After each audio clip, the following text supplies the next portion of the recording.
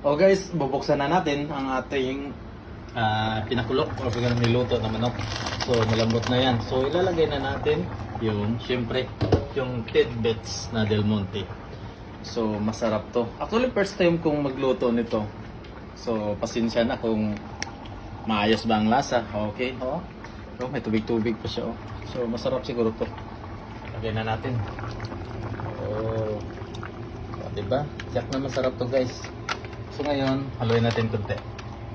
Haluin natin konti. Oh.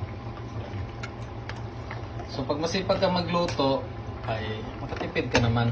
Kasi wala lang, siyempre kailangan, depende kasi yan kung sipag ka at saka may budget ka. Kasi kailangan natin talaga na mapasarap yung luto natin.